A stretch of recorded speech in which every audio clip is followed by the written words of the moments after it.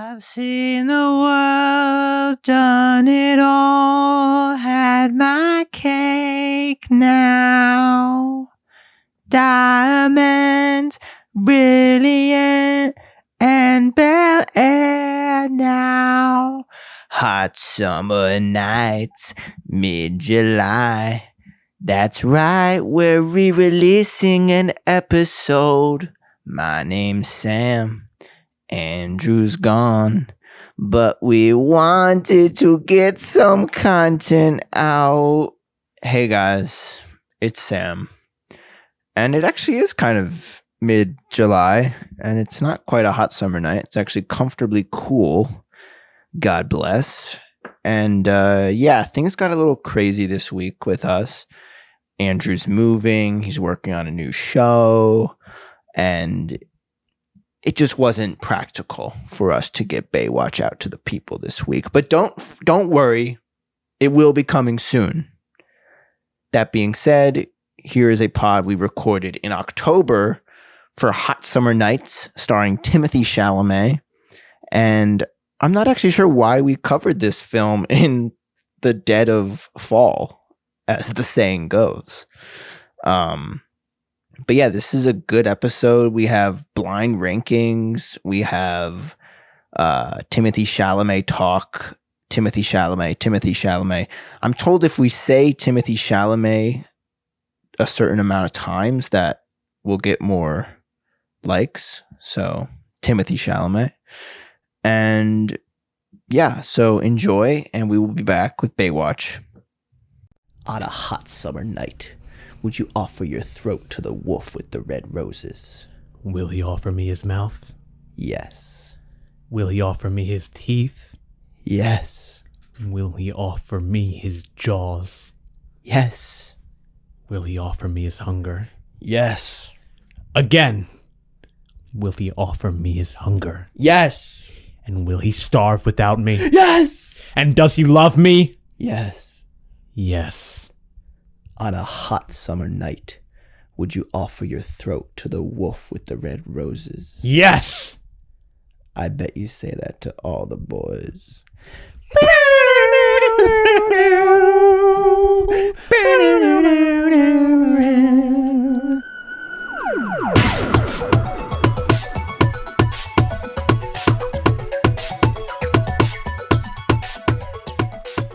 Welcome to Shelf Warmers. I am Sam. And I'm Meatloaf. And I'm Andrew. This is the podcast where we watch and discuss movies from roughly 2012 to 2020. We call it the pump and dump period of Hollywood. You know the drill. Not exactly a golden age, but definitely a time of high fertility for Tinseltown. Very fertile. Movies produced were good. Most movies are good, bad, or just meh. Yeah. Most of our movies are mad. And so if they're mad, then we're gonna watch them. Yeah. And if you didn't get it already from our little acapella intro, we are covering Hot Summer Night and the 2017, the hottest summer on record. Yep. Hot Summer Night, Hot Summer Nights from 2017, which is the neo-noir coming-of-age crime drama. Can you believe it? I guess it is a crime drama. It's the debut feature written and directed by Elijah Bynum, who, do you know who that is? No. So he does this movie in 2017, and we saw the trailer for it. I don't think either of us saw it.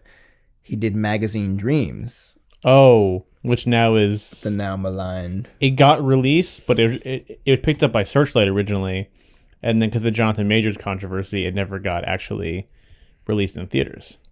I thought it looked pretty good, the trailer. Yeah, I heard he was getting Oscar buzz before everything happened, and then down the drain it went. Kang. Yeah. Kang. Fine, I'll Kang myself. I'll Kang myself. Yeah, and it was kind of funny because, like, what you said, Jonathan Bynum? Elijah Bynum. The 20th Century Fox said, Elijah, we'll buy him your movie. And then they said, we're going to sell him your movie. Elijah. And no one's gonna see this movie. Yeah. But I think just based off that trailer, I got a very strong sort of Taxi Driver Scorsese influence from Magazine Dreams. Sure. And also Hot Summer Nights is clearly indebted to Mr. Scorsese. Yeah. In many ways. Mean Streets, After Hours. You got Little Goodfellas. Yeah, of course. And of course, our never-ending debate between you and I. Goodfellas, one of the huge inspirations for Boogie Nights. And there's also Boogie Nights and Hot Summer Nights. One of our never-ending debates that I haven't remember, or I can't remember the last time we had this conversation. You're a huge Boogie Nights guy. I am a huge Boogie Nights guy. I'm a huge Goodfellas guy. And you seem to have this idea that Boogie Nights is just like the hottest shit. Oh, it's the best PTA movie. Whoa! Yeah. Are you serious? Yeah, I love that movie. When this comes out, I think One Battle will have already debuted. Which we saw. But I mean, look, you really think Boogie Nights is his best movie? Because I think it's my favorite PTA, but then like you and I just saw a 70mm print of The Master, and I'm like, which was incredible. Yeah, I'm like, this is like the color. Yeah, I'm grain. Like, because maybe like The Master is better than, you know, Boogie Nights. Better, but yeah, it's 15 Nights, more years of film experience. Boogie Nights is probably the most well seen. But what's cool it's about the most seen movie. Boogie Nights is great. I love Boogie Nights. But after Boogie Nights, he basically never makes Boogie Nights again. That kind of movie. Magnolia has similar language with the camera, but even Magnolia is its own thing. Yeah, I mean, like Tarantino like never made Pulp Fiction again.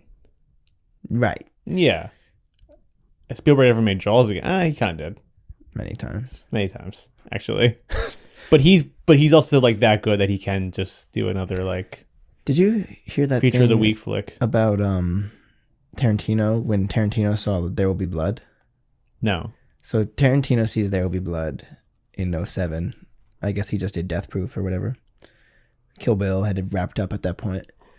And he was like, he saw There Will Be Blood and he was like, wow, I need to step up my game. Sure, yeah. Like Paul is doing crazy things here with Daniel Day and I'm going to have to step it up.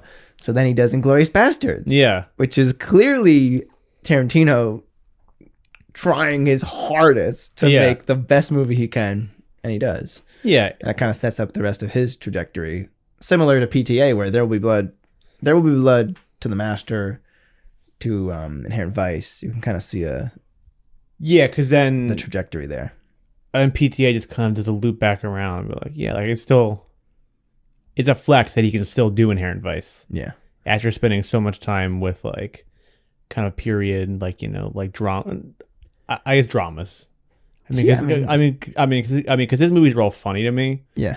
But also they were dramas. Yeah, he kind of strikes his own sort of tone. Yeah. But that is a jump. Like you really don't think about that a lot.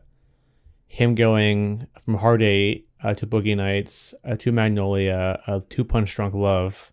That's a big jump to There Will Be Blood. Oh, it's crazy. Because you could see the Coens, like, you know, let's jump into No Country. Like, you could feel that. It's the logical next step. Yeah. But PTA. PTA, man. Wow. And he's probably still pretty young in that, too. He's still in his 30s, right? Yeah. I know this is a hot take, but yeah, PTA, one of the best. He's rather good. He's quite good. And there's some, like we said, there's some PTA influence in Hot Summer Nights. Great title. Yeah, great title. And I think it's kind of yawning. That's a good mood setter for the pod. It's a hot summer morning. It is a hot summer morning here in South Jersey. Redacted. Yeah, redacted. New Jersey. Yeah, and I did get up at 8 a.m. to watch this movie. Wow. For the record. Because I did not have time to watch it before then. So it was one of those, all right, well, time to go to work. Time to go to work. And I moved from the bed and I moved to the couch and I watched it there. But yeah, Hot Summer Nights set in Cape Cod. Yeah, I've never been to Cape Cod. You have spent some time there, correct? I was actually just there this past Memorial Day. And it's cool. I mean, it's beautiful. Loosely kind of based where Jaws takes place. Amity Island is loosely Hyannis type thing. And then it's all the same, you know. It's also where the Kennedys go, right? Yeah, the compound is there. Oh yeah, really? Yeah, I saw it. Have you seen it? Oh, you did? I drove out there to Hyannis Point, and saw the house and the field where you imagine, the color 16 millimeter film of the kids running around and Jack clapping and having his sunglasses on and feeding and he kisses Bobby on the lips and they both kiss Marilyn on the lips. I don't know what film you're talking about. But yeah, this film is set in the summer of 1991 and follows Daniel Middleton. Terminator 2. What? Terminator 2. Oh yeah, T2 is a huge part of this movie for some reason. Daniel Middleton, who is played by Timmy, a young Timothy. As I said, the Golden Globe, Chalamet. That was a good joke. That was a great bit. My dad still references that. We also have a shared. What's her name again? Nikki Glazer. Nikki Glazer. Both our dads are like obsessed with her. All dads love Nikki Glazer for some reason. Oh, that broad's funny. She's a funny broad. Yeah, our dads had this realization, I guess, in the last 6 months that girls could be funny, and we were like, Dad. Ever heard of Tina Fey? Our shared dads. Andrew and I are actually brothers with our gay dads. But yeah, Timmy is a teenager staying with his grandma for the summer. Yeah, his aunt, who has no presence in this movie. 0. She has about 5 seconds of screen time. So he's just trying to hang out in Cape Cod and eventually gets entangled in this whole drug dealing business, and that's kind of it, right? It's pretty simple. I feel like they cut a lot out of this. I was telling Bash on the drive here, no stakes, no characters, no meaning, no. But I enjoyed watching it. Yeah, I was entertained. It's a weird. It's kind of in my mind. It started its own category of these shelf warmers. Oh, like the indie kid, shelf warmers? Where I enjoy watching it. I know it's bad. It's actively bad. But it's Timmy. When you have an actor of this caliber like Timmy, he kind of can't hide the fact that he's a stud. Yeah. So then it's suddenly he gets his rhythm and it's he's a movie star. He could get any girl he wants there. Yeah. He's got Riz. He's tall. He's chilling, bro. And he's kind of small here. He is small here. Was this film before or after The Call Me by Your Name? I think it's the same year. It's 2017. Both. Yeah. This is his breakout year. Because also Lady Bird, right?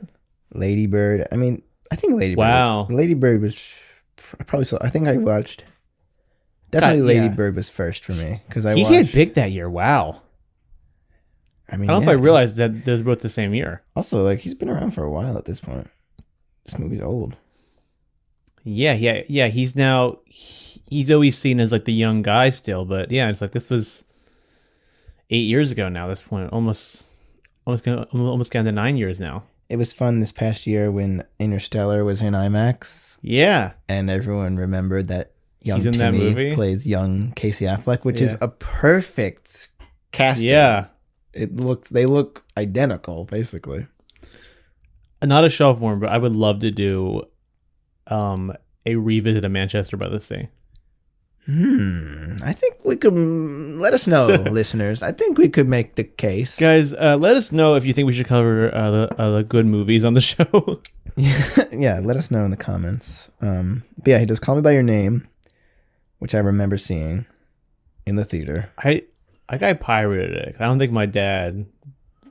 I don't think he wanted to go see Call Me by Your Name. I saw it with my dad and 2 of my other friends, and it was interesting. Yeah, you got home, you put the peach in between your couch cushions. I don't know, man. Maybe you did. I didn't do that. But yeah, Hot Summer Nights, Lady Bird. Apparently he's in Hostels, that Scott Cooper movie. Yeah, so that's a shelf warmer. Definitely. And then honestly, when I really took note of him, actually looking at it, he hasn't had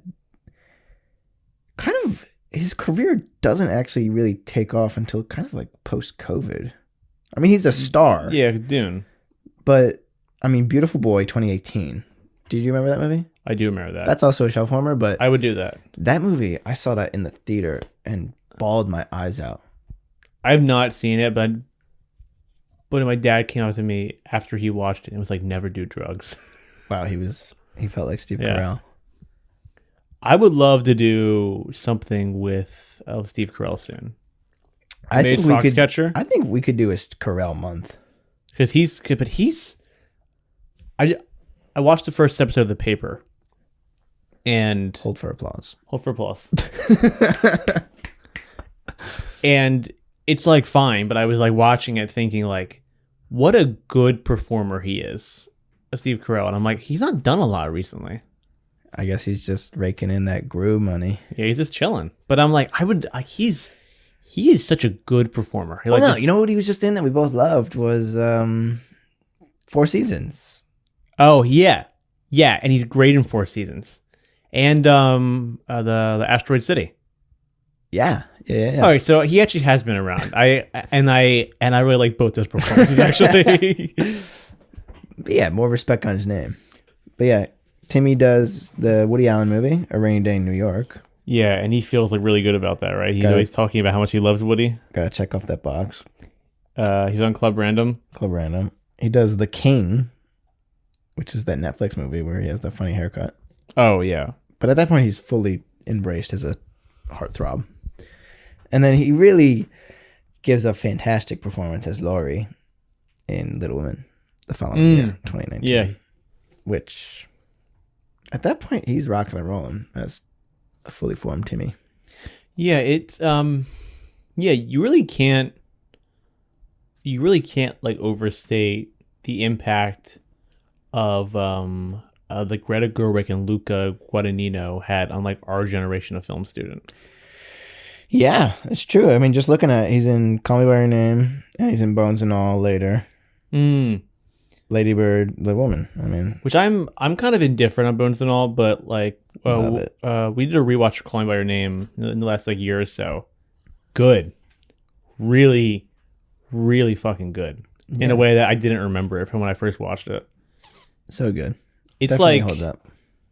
Like it's I mean, I think especially after watching like Challengers this last year, but like Luca is like the most like on the pulse in terms of like what's sexy as a director. Like yeah, no one's doing it like him, and he stays busy too. Yeah, he's pumping these out. And like right before like of course the now canceled Armie Hammer, the star of The Lone Ranger, but like when he's on camera in that movie, like he makes your heart like kind of like pulse. Yeah, like he knows how to use Armie Hammer in a way that like nobody else knows. Definitely.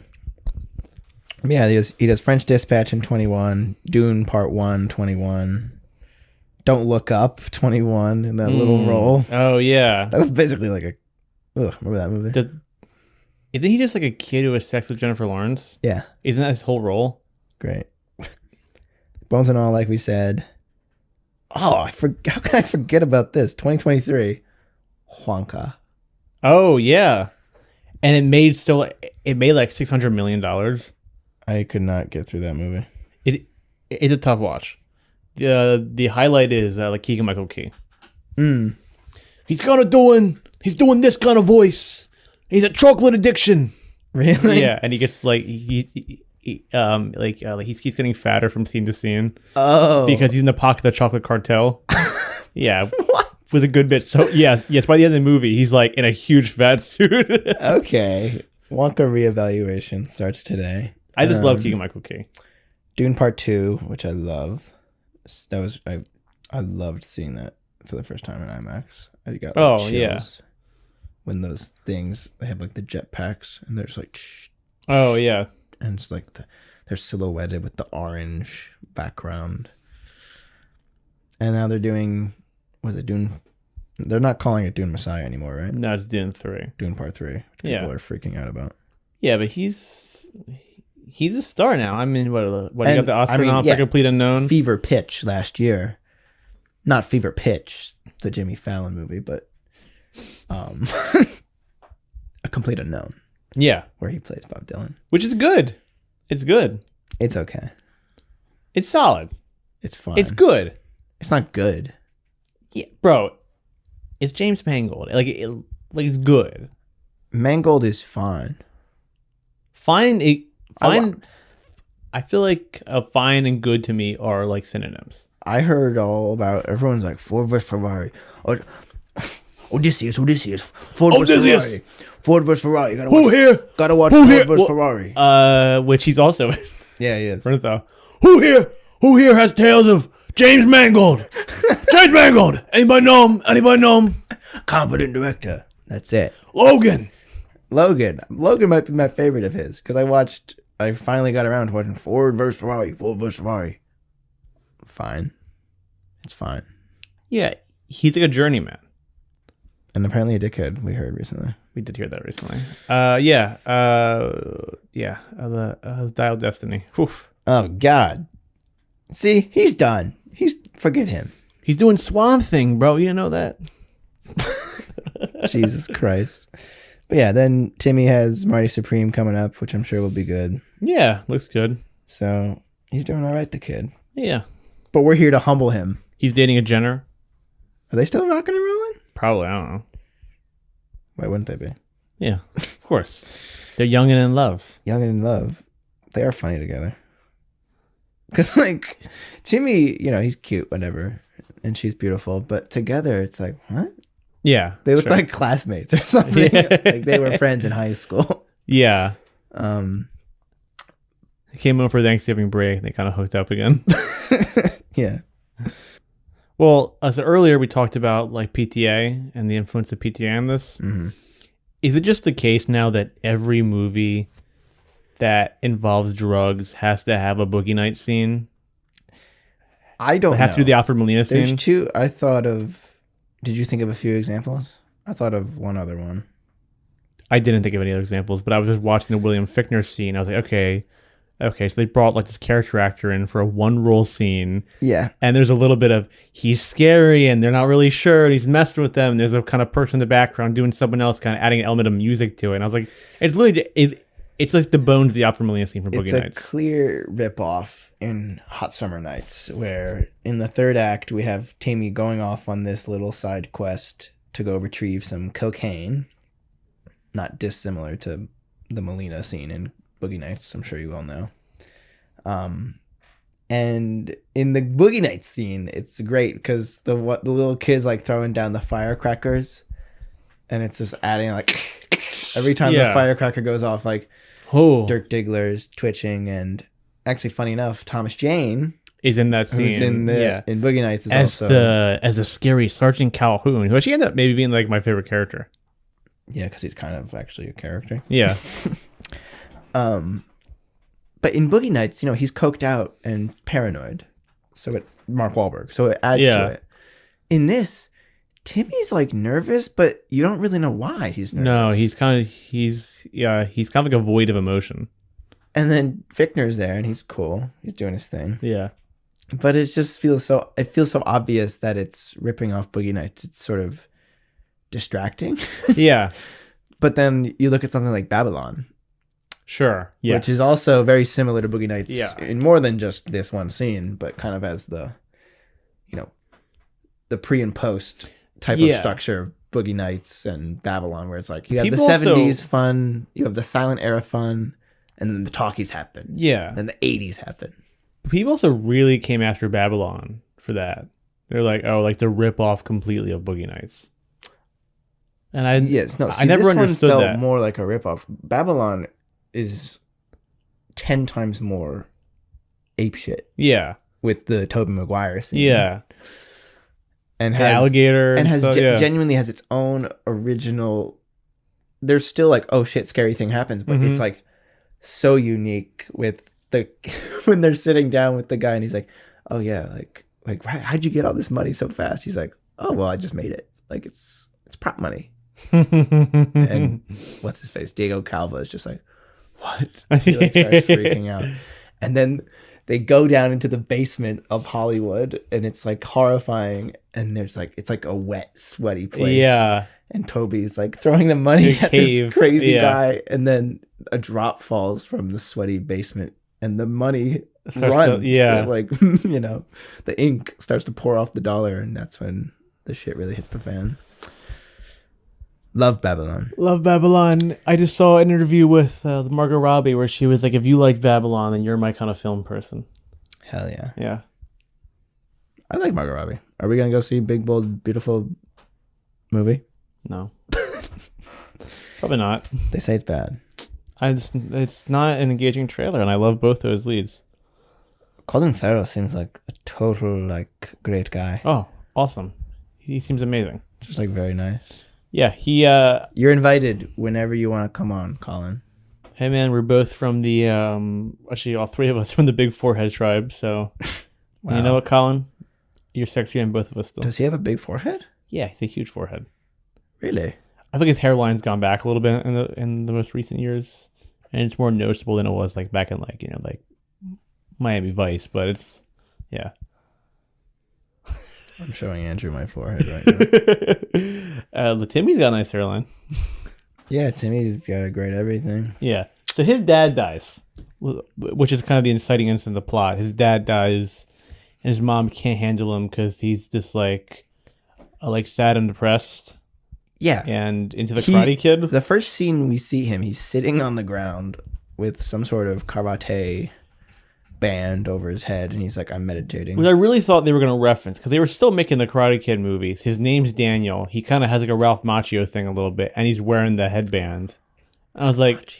Yeah, I was like, what? Not going to call him Daniel-san of the Karate Kid? I don't know. I was like, it felt strange they didn't do anything with that. Should we remake Hot Summer Nights this summer? Yeah, let's do it.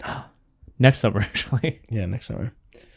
But yeah, so he's kind of introduced and set up with his parents, and then he goes to move in with his aunt. Moves in with the Cape aunt, Cod. And we never hear from the mom again. He never mentions his father again. Nope. And the aunt is, as you said, never really in the film. You see her when he gets to his house, or to her house, and then there's one quick shot in a montage of him having money on his floor.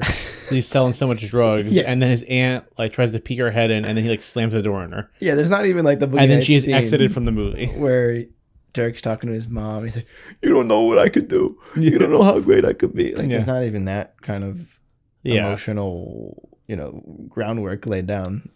It's just set up. Okay, he's in Cape Cod for the summer. Go. And he's kind of wandering around. He's at a party.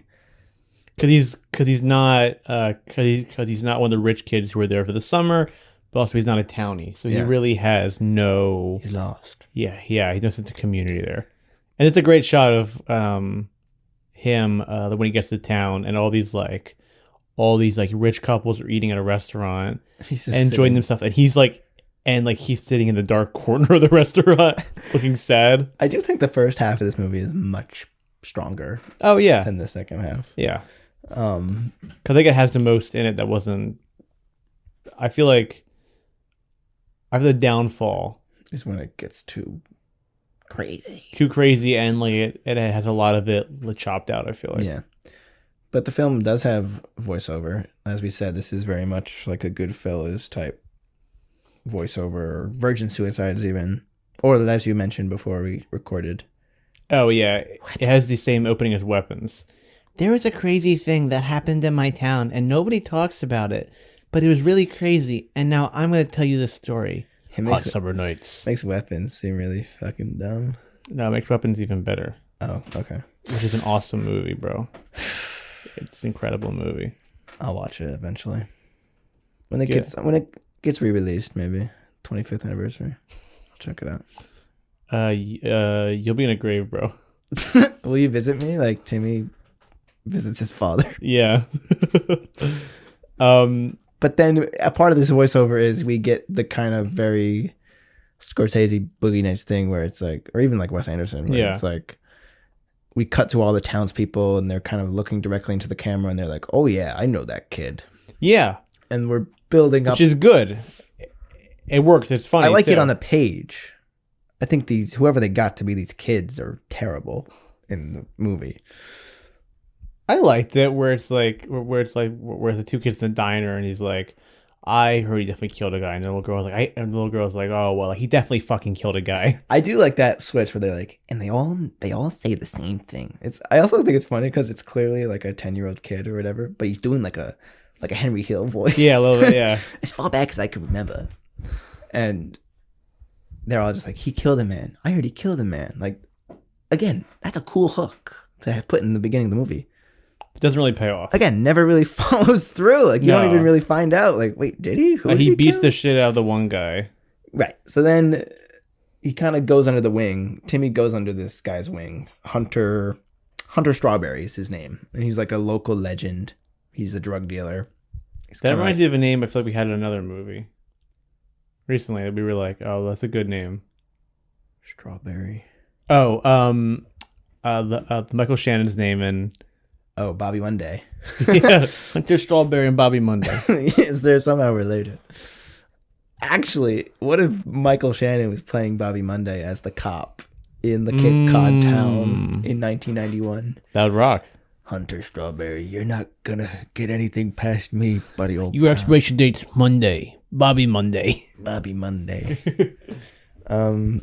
Yeah, he's like a cool guy. He's mysterious.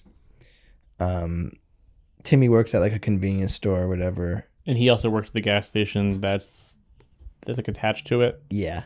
It's where they meet, and he's a town's drug dealer, as we said. Yeah, so he comes in, he's like, hide this for me. And it's like a bag of weed, and Timmy like freaks out and throws it in the register. But kind of he helps out Strawberry. And then Strawberry's like, you get high? And Timmy's like, he has like this wide-eyed look on his face. So then Timmy hits a bong, he faints. Yeah. They do the stupid thing where he hits the bong, they zolly on his face. Yeah. He like gets all woozy. He passes out. We get like a animated archival weed. THC. This is your brain on drugs. Yeah. And I rolled. And then he kind of becomes a drug dealer. Yeah, and then they kind of start to move up in the town. They kind of go from selling like their kind of main industry is dime bags to tourists and the rich people who love to smoke pot in Cape Cod. And I guess Timmy has like business sense. This is the thing that's like not developed. It's like Timmy's suddenly like an entrepreneur. Yeah. He's like, we got to expand. We have to build our business. But it just kind of happens. Like everything just kind of happens. Yeah, it's just like, okay, well, because they're doing this, then they should be doing this now. Yeah. Because it's feel earned. But there's no real lead up. Literally there's no like cause and effect. Shit just happens. Yeah, yeah. I think the plot line that's also still is underdeveloped, but I like the most is him and Michael Monroe. She's great. They have genuine chemistry. I was also, I think Bash and I did like a little mini podcast on the way up here talking about the film. But I was saying that first scene with them in the car. Oh, yeah. Well, he's at the drive-in. She's in the car fighting with, I guess, her boyfriend. She gets out of the car and she randomly, crazy girl in a movie. Yeah, she picks Timmy's car. She gets into Timmy's car and Timmy like freezes. He's like so socially inept. He just like stumbles and then he drives her home. And they kind of get to know each other a little bit. And they play some like old doo-wop song or whatever, like an old blues song. Yeah. And they kind of look at each other and it's nighttime and it's summer. Like it's a very vibe-based movie. And I think it kind of excels the most in that moment where they're in a car. And it's Michael Monroe is a genuine, she also has some great kind of star chops. I wish she was in more stuff. I'm not too familiar with her except for Long Legs. What else has she been in? She's also the girl in It Follows. Oh, yes, function. Yeah. But even her, I wish she was more of a character. Yeah, like they set her up in a very similar way to her brother, who is the drug dealer. You find out that this wonderful girl that Timmy had this experience with is Strawberry's sister, and he makes it very clear, anybody who touches my sister's fucking dead. But so they don't have a relationship. Yeah. And don't really interact until the last like 20 minutes. And you feel nothing. Yeah. Because I don't know. It's this weird thing of like, they set her up. Maybe it's like they try to do a Goodfellas thing where Goodfellas is like, you set up all these characters in such an extreme way. and they're able to match those expectations. Where here they're not. They're like, he's such a badass. I already killed a guy, and then for her, they're like, yeah, she's so hot that when. Oh, there's like a 10-minute scene explaining why how hot she's she is. Such a crazy baddie in town. Yeah, they're like, she's so hot that the guy who was dating her found out she had a new boyfriend and he killed himself. Yeah, and they film these sequences and they look like, shots at a casino. Yeah. The guy hanging himself. Yeah. Or doing weights in the garage. And and you kind of like get an idea of it a little bit because like it's Michael Monroe and she's like, she's gorgeous and they have chemistry together, but it's never like, I can't believe that kid's with her.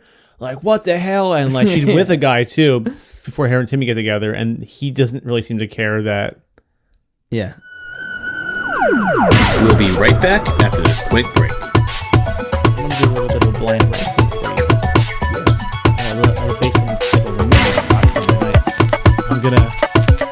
I'm gonna give you a blind ranking of 5 hot summer nights throughout history, and I want you to blind rank them. Okay. Okay. All right. First one. July 9th, 2001. The first episode of British Office airs. Whoa. That's pretty good. And these are 5? 5. I'm very curious what the rest of these are going to be. So I'm just going to throw that right in the middle at 3. 3? Okay. All right. July 13th of 2024, Donald Trump is shot on stage. That was memorable. It was like 4 or 5, so I tell you it was an afternoon. It was a hot summer afternoon. It was definitely hot that day. Yeah. Let's throw that at number 2. Number 2? Okay. All right. On July 31st, 1977, the son of Sam claimed his last victim's life. Wow. Let's put that at 5. A 5? Okay. So we have that at 5. Trump Summer at Sam, 2. by the way. Great movie. Summer Sam. So Trump's at 2. The first episode of the British Office airing's at 3. Yeah. And a Summer Sam's at 5. Yes. Okay. On August 30th of this year at 4:57 a.m. So in the early morning, but it's still dark out. Sure. The Club Chalamet. Have you heard of them? No. It's this very famous Twitter account. Okay. That's like a 55-year-old woman who's obsessed with Timothée Chalamet and has like a Substack about him. Okay, that's good. She made this tweet. The last known time that Timothée was in Italy was back in May to receive the David D. La Donatello Award. I know he loves it here in Italy. I can't wait to see him visit here again. In the full week that I have been in Italy, I'm really enjoying the more relaxed pace of life here. But they smoke like bandits. Secondhand smoke is real. Exclamation point. But considering what's going back on home, I'll deal with the smoke. What?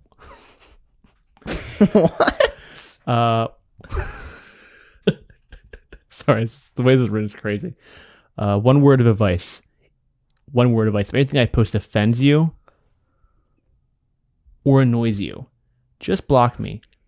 Trust me, I won't notice or care. I don't think it's healthy to follow someone you dislike. And there's a large picture of Timothy holding the award. Wow. I mean, that's a lot of effort. I gotta put that at 1. That's a 1? You fucking fool. You should have saved it. You're fucking anti-American. What? July 4th, July 4th, 1776. The signing of the Declaration of Independence. Okay. 4th. A 4th of July 4th, you unpatriotic bastard. So ahead of the formation of this country, we have the British Office airing. Yeah. So just for everyone home, the number 5 is the son of Sam claimed his last victim. Yeah. Rankings of hot summer nights. Blind ranking. Number 4 is a July 4th, 1776, when our founding fathers. Yeah. And hey, you know what I heard? I heard they're gonna add women in the sequel. Sign the Declaration of Independence. 3 is July 9th, 2001, the first episode of Ricky Gervais's and Stephen Merchant's The British Office airs. Number 2, Donald Trump was shot on July 13th, 2024 by Matthew Thomas Crooks. And number 1, like Club Chalamet had a weird rant about her own takes on Italy, but also how much Timothy loves Italy. I stand by my ranking. Yeah. Frankly. Good.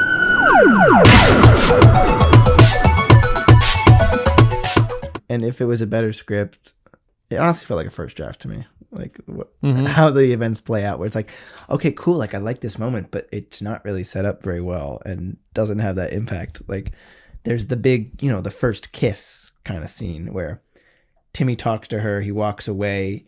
He pauses. I like that moment. Is that when I think that's when Space Oddity plays. And I was like, this is ridiculous. It's yeah, maybe. Yeah. It's like lots of needle drops this one too. Yeah, it's definitely not all earned. This Scorsese thing. Yeah, but Timmy throws his inhaler. Yeah, he chucks his inhaler to the side. He rushes back to her, grabs her in his arms, kisses her. This is yeah, and she's like into it, but then her boyfriend smashes his lights out. Yeah, and of course, right as he punches, boom! Shot of a firework. Like, yeah. I was confused because then like him and the brother like talk about that. He's like, I heard some guy. This was the biggest thing. Heard some guy came up to my baby sister and kissed her right in the mouth. I'd kill him, or whatever. Yeah, it feels like such a small town. How would he not know? That was Timmy. Yeah. Because the guy is also selling drugs in town with him and his best friend. Yeah, they're seen together everywhere. But Timmy's like, you do what too? And he's like, bro, you're so gullible. So I read that moment as he knows it's him. That's what I thought. And he's okay with him being with his sister because he knows he's a good guy. But then, no, later on, they find out. Also, like, Timmy just keeps lying. Yeah, it makes no sense. But not in, like, he's in over his head. Like, he's lying in ways that don't really make sense. I never met this girl before. She's like, how do you know my brother? So it's like, he's, like, lying to lie, but, like, not even with, like, any way to move the plot forward. And Timmy gets in over his head, and that's when but also he's getting it over his head, not in like a motivated way. Yeah, like I want more money, like I want to do this. He's kind of just keeps doing things for no reason. Yeah. So he goes to William Fichtner, who's not his usual a drug supplier, who then takes his money. He wants to get into cocaine now. Yeah, and his actual supplier comes to the garage and kills his best friend, who is his Strawberry. Who's like girlfriend's sister, or his girlfriend's brother. Sorry, rather. Yeah, the Dex character, who we are introduced to early on, which I think was actually one of the better scenes. Yeah, and then he vanishes the rest of the movie until he has to come back and kill somebody. Yeah, like early on in the movie, Timmy's walking down the street, and then he gets thrown into a truck and taken to a diner with Strawberry, his business partner, his drug dealer friend. And they sit across from Dex and some quiet, scary bald guy. Yeah, henchman. He also doesn't come back either. And I was like, oh, what? He can't be the one who hurts people? Yeah, that's what they said. They said, oh, he's the guy that hurts people. But there's a fun scene where he's like eating waffles at the diner, and he's kind of like a quirky, funny little evil guy. Little mustache. He's hamming it up a bit. Yeah, definitely. We love when people ham it up. And then. Then another girl is introduced because Strawberry also needs a girl. Yeah. Right? It's a cop's daughter. It's Thomas Jane's daughter. I love Thomas Jane. Yeah, he's good. We just saw... Well, I saw him in Lowell recently.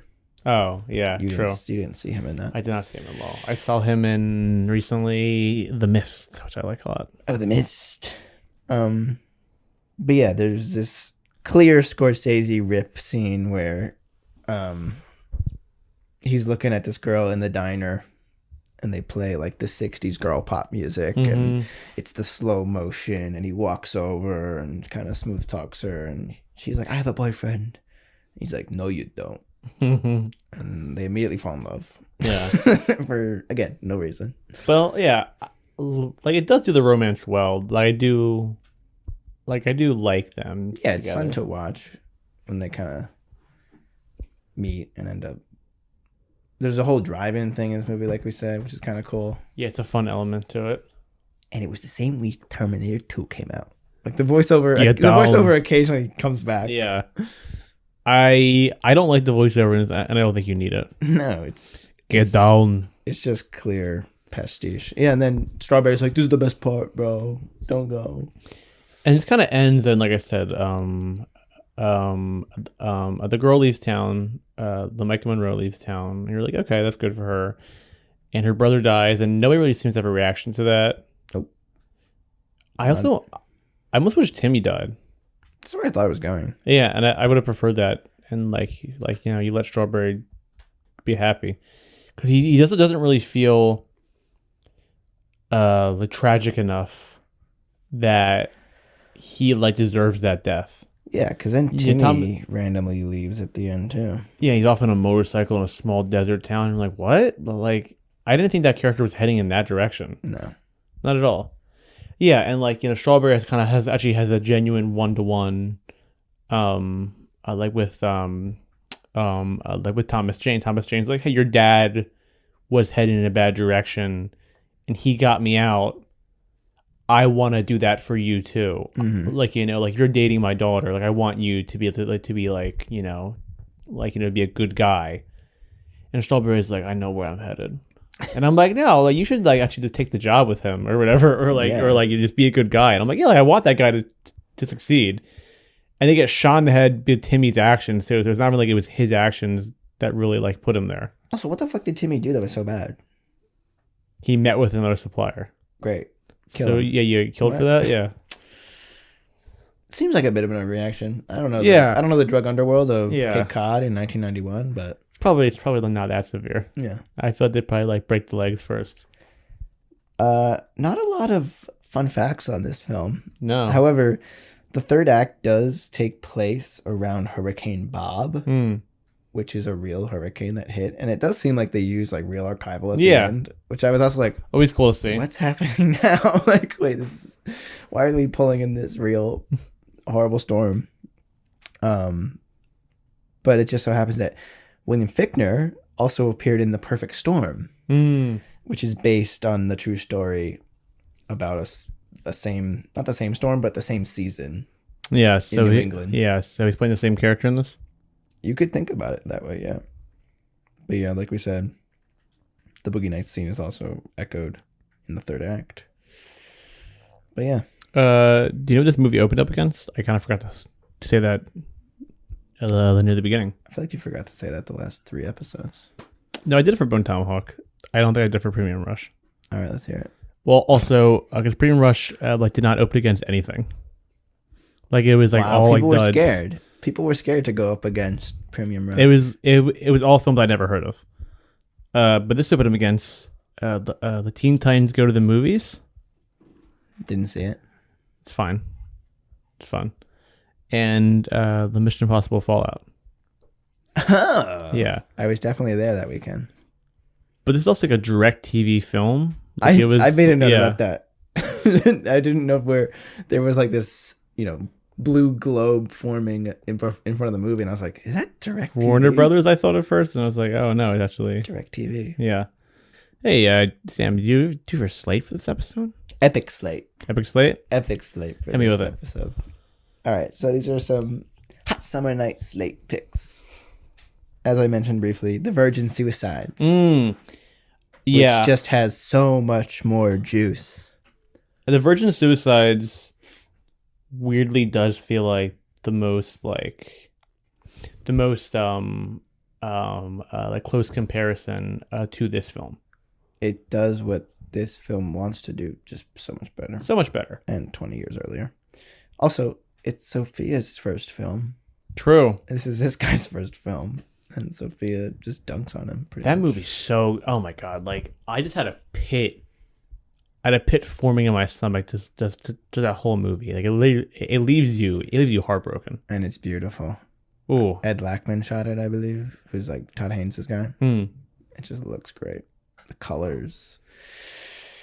And it has that similar kind of, the young boys in town doing the voiceover. Yeah. She was so hot. And the sisters become, it's more earned that this family has Sure. this myth and this sort of folk tale Yeah. depiction. It's Yes. earned in that one. Because you don't see these characters interacting with anyone from town except for the sheriff and the two girls. Yeah, you. Really There's not a don't sense of get community or like the feeling neighborhoods even. the school dance in Virgin Suicides. Josh Hartnett. Also, it's worth mentioning, Virgin Suicides, 1999, takes place in the 70s. You completely buy the 70s aspect. Sure. This movie, No, yeah. it kind of takes place in 1991. Yeah, but it's not looks really like important. 2017, like Yeah. fully. There was like a few shirts really early on, like I went to house parties where I was like, that's a new shirt. Yeah, I don't know why. I don't even think you really had to set it in that time. No, you didn't. But It's because when he grew up, Elijah it's clear that he has a nostalgia for this place that just like doesn't really translate.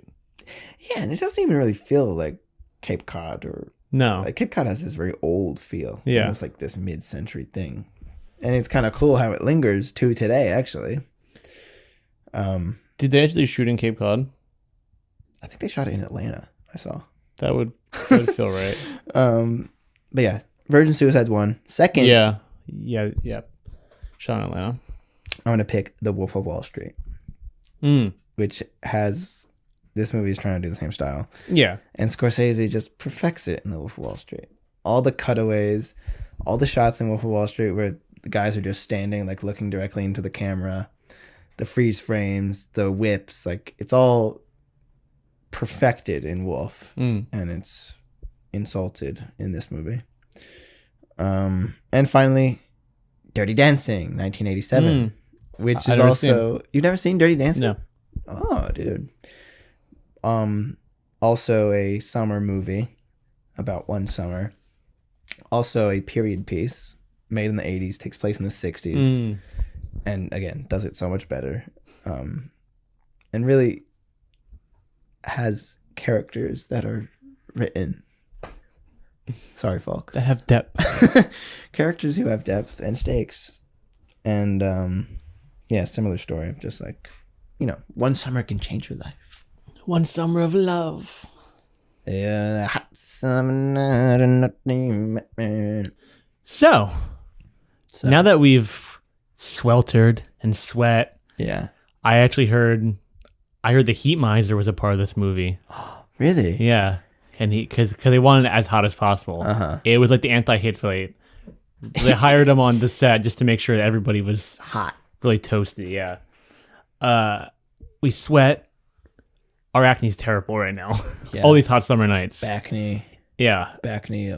Pop. Back knee run amok. Pop, frankly. pop. The sound of the pimples and whiteheads. Would you go out for one more hot summer night and have this like, riding shotgun with you, or would you shoot it in an old garage? It's weird. I didn't like the film, but I would take another ride on this hot summer night. Somewhere down the line. I would like to actually revisit it. What about you? Yeah, I think I would shoot it in the garage and feel nothing about it. I feel nothing about murdering this movie. As we've alluded to, we've talked about several other movies that that's inspired by that are way better. Yeah. And it's one of those things where it's just like, I love these movies. I loved being a kid. I love being a teenager. What if all those movies I watched when I was a teenager were like me being a teenager? And then it's kind of like, And it was a hot summer night. and I'm like, oh yeah, like for him, he probably loves this movie. He can probably see this and be like, yeah, like this was so much fun. And when I was a kid, all my interests. But I'm like, not interesting to me, buddy. Not clicking. So I would say this should stay on the shelf and be shot in the back of the head in a garage or whatever. Damn. Yeah, so I'm not budging on my stance for this. But I feel like you're more easily swayed. If you had to come to a definitive answer, if it should stay off the shelf, you're taking it off the shelf. Yeah, it could stay on the shelf. Yeah. I just like watching it because it makes me think, what would I have done? Would In we have... Timmy's role? No, if Oh. you and I were making Hot Summer Nights. I tell you what, I would not have fumbled the Micah Monroe just to sell coke to William Fichtner. Yeah, right. Fichtner. And you wouldn't be dead in the garage, buddy. It's so sad. Yeah. But again, I don't feel anything when it happens. But He I'm was a just like, pretty "Damn, corpse. They shot him in the face. He was a pretty corpse. What? Huh? Yeah, then the kid doing the voiceover just kind of shows up at the end randomly. Oh, yeah, and you see him and you're like... I saw the whole movie from this window. I don't know why I looked out the window that night. It would have been cool if he like caught a stray bullet and the voiceover was him from the grave. Yeah. Woo! I'm in the recording booth here in heaven. If that... Is that you? Yeah, you hear that? Someone's hungry. My stomach growled. Let's go, My mom made us PB&Js. Dun, dun, dun, dun, dun. I was going to quote, actually, I'll put this trailer for Renfield. Let's eat! So you have a resting state of Renfield. Yeah, I have a resting state of Backyardigans. more slower than you think. True. Cool. Well, thank you for watching or listening, whatever we want to call this now. Yeah, As always. we're never doing video, by the way. Unless you guys ask nicely. All 8 of you. Yeah, and we'll do it. But as always, I'm Andrew. And I'm Sam. Remember, protect the Allspark. Thank you for listening to Shelf Warmers. New episodes drop every Wednesday. You can follow us on social media at shelfwarmers.podcast, where you can send us movies to take off the shelf for future episodes.